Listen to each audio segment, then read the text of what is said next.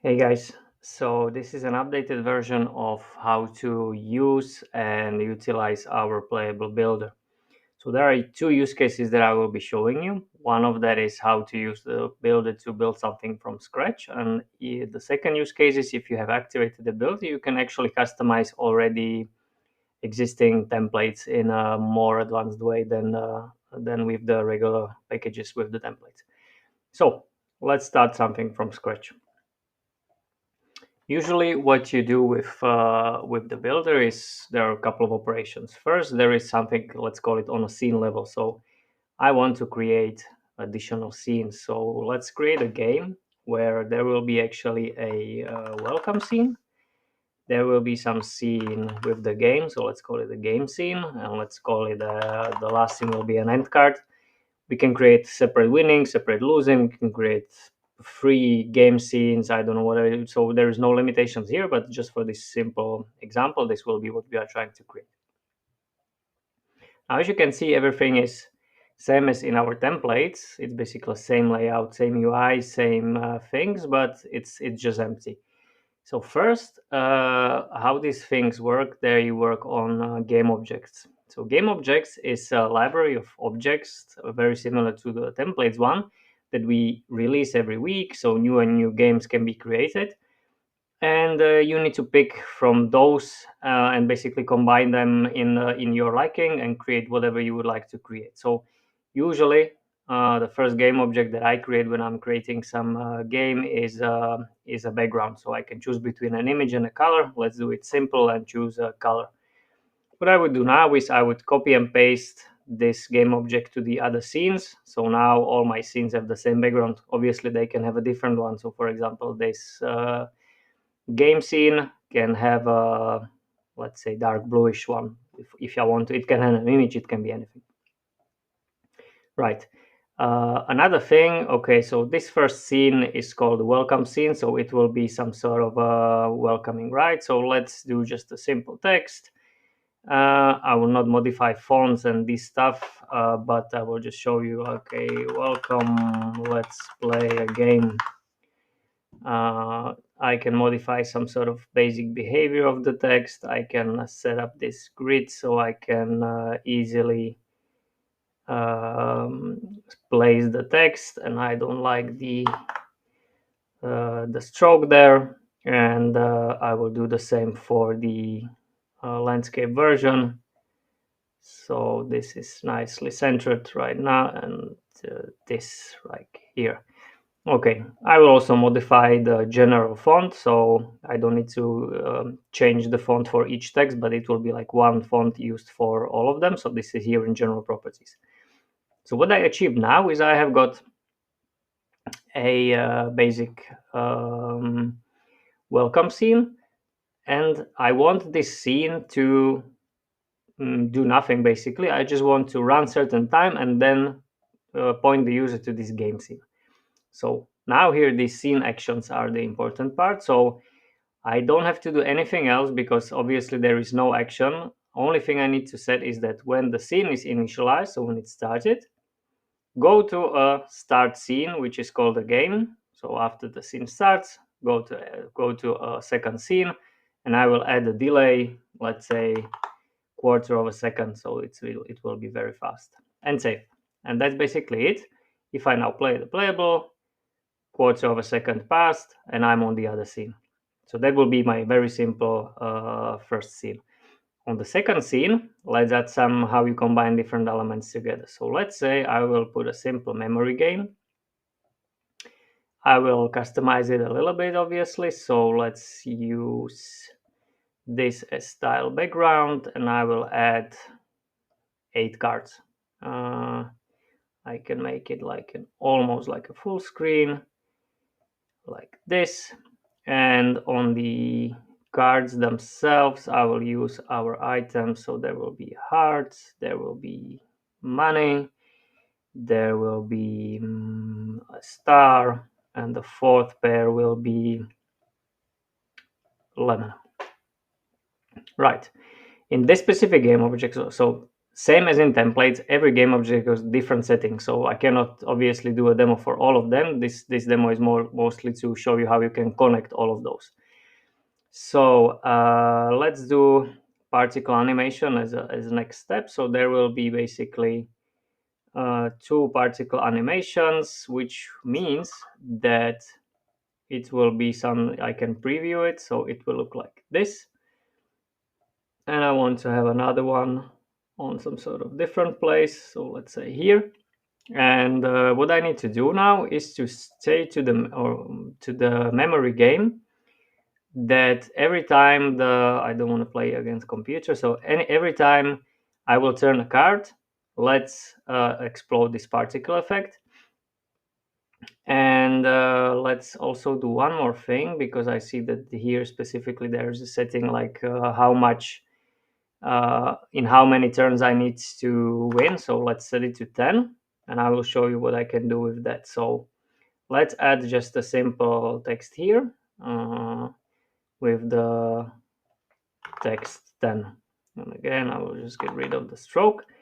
So this will be basically showing my number of turns remaining, right? And now let's connect those objects. So again, I can go here to scene options, scene actions, or I can go to specific game object and open graph editor. They are opening basically the same thing. And now what I need to do with that is, here is my memory game.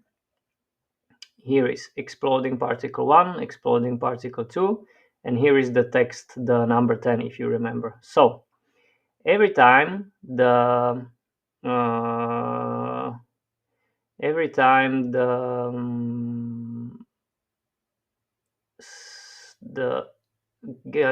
cards are basically drawn and there is this like successful turn, change this to explode, so it will be an exploding, and this will be exploding as well. Now the second part I want to do is every time the game is won, go to the end card, which is the if you remember, that's the last scene. So let's put half a second there. And I want to also do one more thing. Every time the game is won, go to this part, camera effect, and it can be called shake, or it can be called, I can use fade out. So the scene will basically nicely fade out. It can be duration of 300 milliseconds. And I want to update this text as well. I think it should be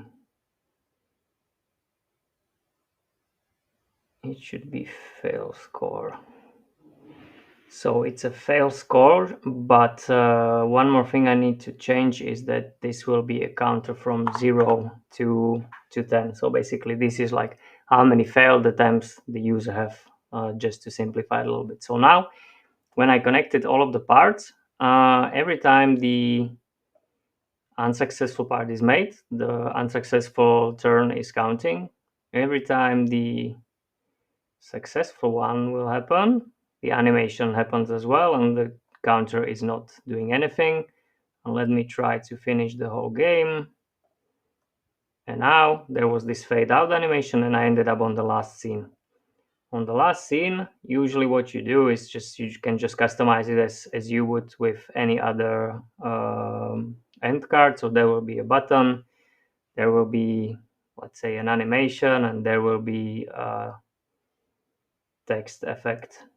So going one by one, this will be like perfect. I will modify it a little bit so the duration is long. There is some sort of a hold as well, and it can autoplay like this. Then there is this animation, so let's use whatever we have in our catalog, but you can upload any of your sprites or any of your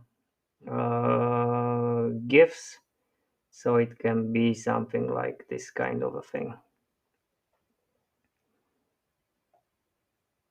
Okay, I will just make it like almost like a full screen. Again, I will make it autoplay.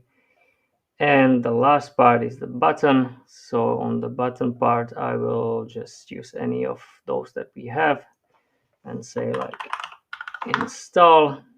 and put it just somewhere below because there's this kind of a text effect as well. Now, important part in the end is that this button needs to lead somewhere. So I need to set events for those as well. So again, I will open the button. I can do it here. So it will be doing CTA, opening call to action, and it's triggering the game end as well. So the ad networks knows that the games end when the user clicks this button. But you can do this, you can do same here in this graph editor. So it doesn't matter if you use this visual one or if you actually use the here this one on the right. So if I now do everything, so there is this introduction scene, there is gameplay. Let me finish the game in 5 turns, and I'm in the end screen, and I click the button, I open the store URL. This is basically how you can customize something from scratch.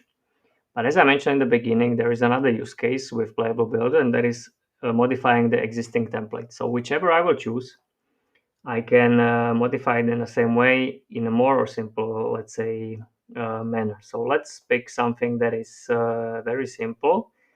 It can be something like this leaderboard. So this leaderboard is just a simple end card that simulates some sort of effect of you going top in the charts. They usually use as an end card or a combination with different game.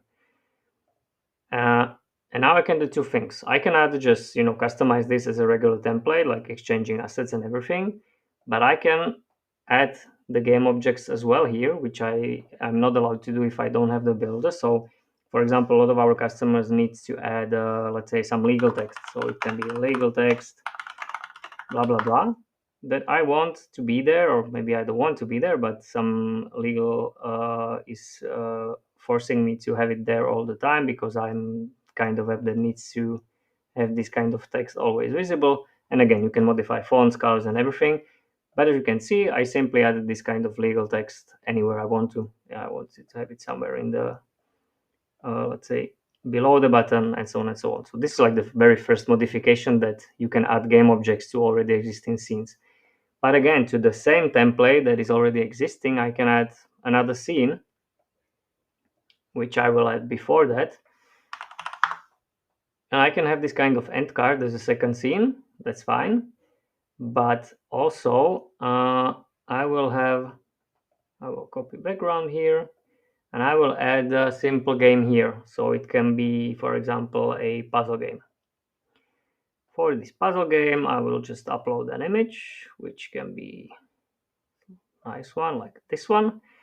And again, you can customize it same as all the other puzzles, like it can be 4x4 and stuff like that. And let me do it just more simple, so 2x2. You can add all the actions that I was showing you in previous minutes, so combining with different elements, progress bars, text effects, or anything.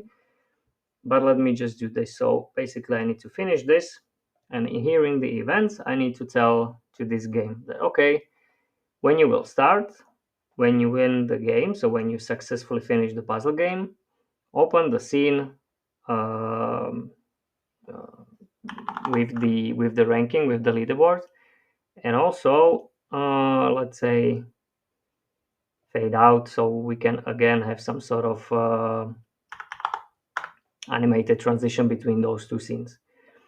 And it's very simple now. If I play the game, I shall win the puzzle, fade out, and I'm on the end card that previously was just our simple template, and now it's a combination of two things that I can modify again and again and again, adding more text, more elements, and stuff like that. So this is how basically the how the scene editor works, how the builder works, and how you can either build something from scratch or how you can modify existing templates. Thank you for your time, and if you need anything, just ping me and I will always gladly answer your questions. Bye.